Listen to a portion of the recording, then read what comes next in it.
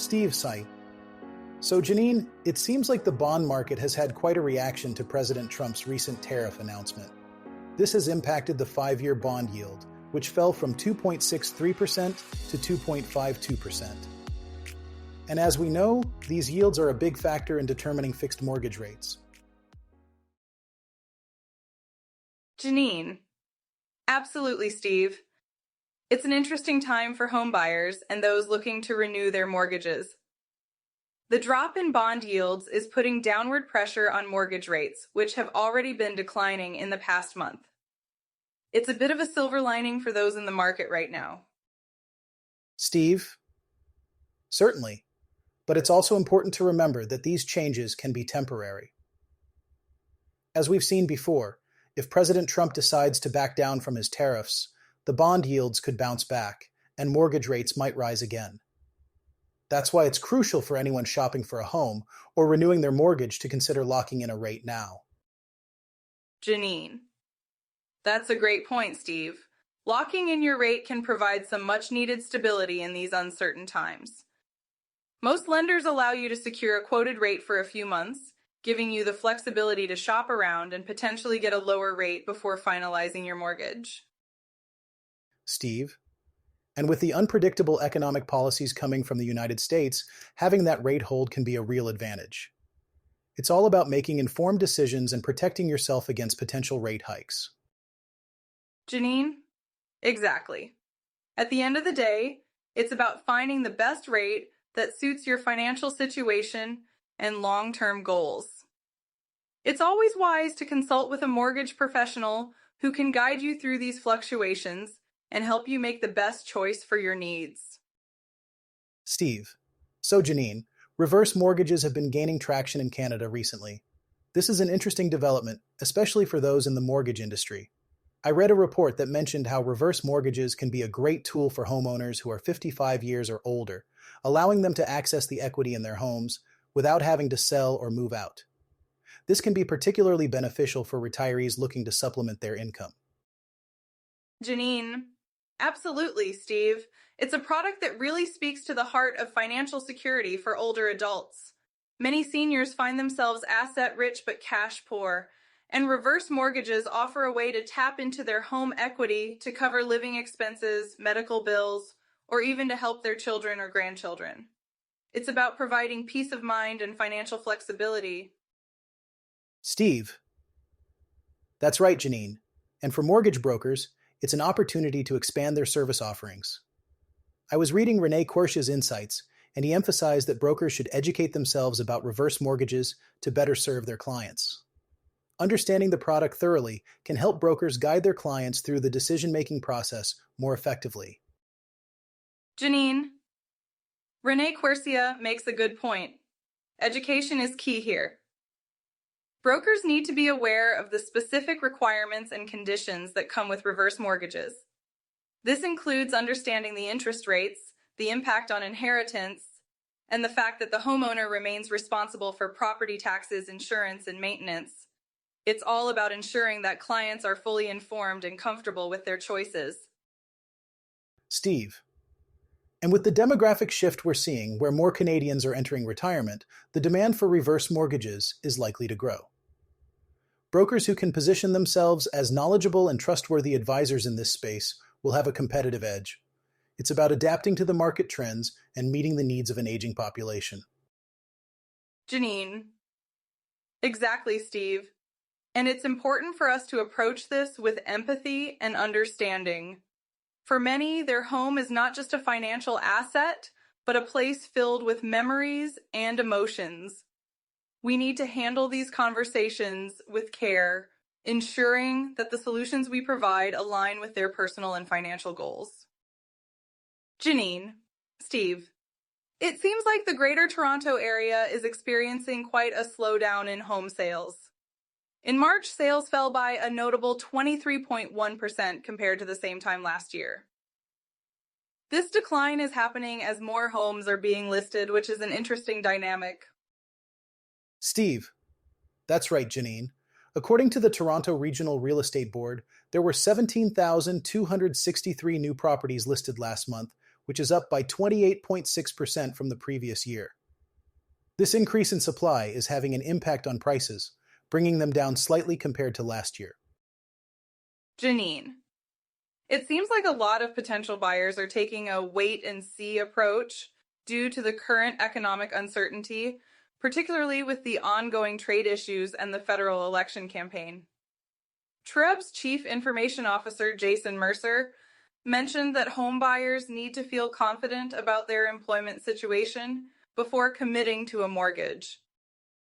Steve, and it's not just about the tariffs themselves, but the uncertainty surrounding them. Cameron Forbes of Re/Max Realtron Realty highlighted that people are hesitant because they don't know how these trade tensions will affect them personally. Even though interest rates are favorable, the unpredictability is keeping many on the sidelines. Janine, Alekia Berry-Sproul, TREB's president, is optimistic though. She believes that once consumer confidence rebounds, we'll see an uptick in home sales. The market conditions have improved over the past year with more affordability and increased choices for buyers. Steve? Exactly. And with the Bank of Canada having cut interest rates multiple times, bringing the rate down to 2.75%, there's a potential for buyers to benefit from these lower borrowing costs. However, as TRREB noted, trade disruptions and consumer confidence could offset these benefits. Janine, for those who are secure in their jobs and looking to buy, now could be a good time. As Cameron Forbes mentioned, there's less competition in the market, giving buyers more time to make informed decisions without the pressure of a fast-moving market. Steve, that's a great point, Janine. It's a balancing act between taking advantage of the current conditions and being cautious about the uncertainties. For those ready to make a move, it could be an opportune moment to find a home that fits their needs and budget. Janine, the real estate market in Mississauga is showing some interesting dynamics, Steve began. According to a recent report by Zoocasa, there was a 37.2% increase in total sales month over month, with the average price seeing a modest rise of 0.6% to $1,046,145. This is quite significant, given the ongoing tariff threats from the United States. That's true, Steve. It's quite fascinating how the market has reacted, Janine replied. After a rather quiet February, March saw a surge in activity across all property types in Mississauga. Despite a 30% decrease in active listings from February, there was a 41.6% jump in new listings, which maintained favorable conditions for buyers. Indeed, and homes were selling much faster, Steve added. The time it took for homes to sell nearly halved, with average property days on the market dropping from 44 to 24 days. This quick turnover is certainly a positive sign for the market. Absolutely, but it's not just about the speed of sales, Janine noted thoughtfully. While sales activity was up, prices were down for some housing types. For instance, the average price of a detached home fell to $1,561,922, a decrease of 2.8% from February, even though sales rose by 42.1% month over month for this home type. That's an important observation, Janine, Steve acknowledged. There was also a significant increase in new listings of detached homes, up 50.4% to 560, which helped stabilize prices. Additionally, the days on market for listings decreased by 6 days to 22 days. And semi-detached homes saw a smaller increase in sales, but still notable at 39.2%, Janine pointed out. This pushed the average price up by 1.1% to $1,003,548. New listings increased by 18.4%, and listing days on market dropped to 19 days. Freehold townhouses were trading hands the fastest, with listing days on market at just 17 days, Steve continued. The average price of a townhouse was $964,432 in March, down from $991,557 in February. It seems that townhouses are in high demand right now. That's right, Steve. And apartment condos, while remaining on the market the longest at an average of 29 days, are still the second most in-demand property type in Mississauga, Janine said. They've maintained their affordability, with the average price increasing only slightly month over month by 0.4% to $583,918. Sales of condo apartments rose by 25.7%. Overall, it seems that homeownership in the Greater Toronto Area became more affordable in March compared to the previous year, Steve concluded. However, Jason Mercer from the Toronto Regional Real Estate Board pointed out that the spring real estate market could be sluggish this year due to current trade uncertainty and the upcoming federal election. Many households may be taking a wait-and-see approach to home buying. Yes, and as Mercer mentioned, if trade issues are resolved or public policy choices help mitigate the impact of tariffs, home sales will likely increase, Janine added. But ultimately, home buyers need to feel secure in their employment situation before committing to long-term mortgage payments. Steve, Janine, as we wrap up today's episode, let's delve into the recent developments involving Canada's escape from President Trump's latest tariffs. This outcome has cemented expectations that the Bank of Canada will hold interest rates steady at its upcoming meeting. Janine. That's right, Steve. While it's a relief that Canada has been spared from these potentially economy-crushing tariffs, there are still existing levies on certain sectors, like the 25% tariff on automotive products, which could strain the Canadian economy. Steve, indeed, Janine. Analysts like Charles St. Arnaud from Alberta Central have highlighted that while the lack of new tariffs is positive, the existing tariffs, combined with a weakening global trade environment, could still pose challenges for Canada. The manufacturing-heavy provinces like Ontario and Quebec might feel the pinch. Janine. Sal Guattieri from BMO Capital Markets mentioned that Canada and Mexico have received some relief compared to other countries, but the existing duties on non-USMCA compliant goods remain a concern. This situation underscores the importance of businesses ensuring compliance with USMCA to avoid tariffs. Steve.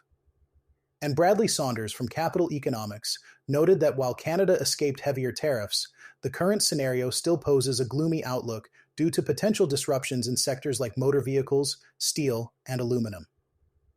These sectors are crucial for Canada's economy, and their struggles could affect overall growth. Janine. However, there is a silver lining, Steve. As Royce Mendez from Desjardins Capital Markets pointed out, Canada and Mexico might gain short-term advantages over other trading partners. This could potentially allow them to capture more market share if they can resolve border frictions and ensure compliance with USMCA. Steve. Exactly, Janine.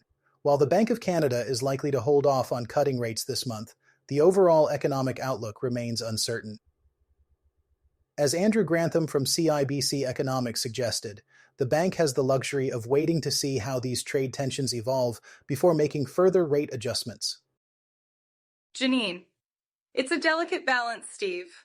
On one hand, Canada dodged a bullet with the absence of new tariffs, but on the other hand, the existing tariffs and the prospect of a global economic slowdown still loom large. The Bank of Canada will need to tread carefully in the coming months.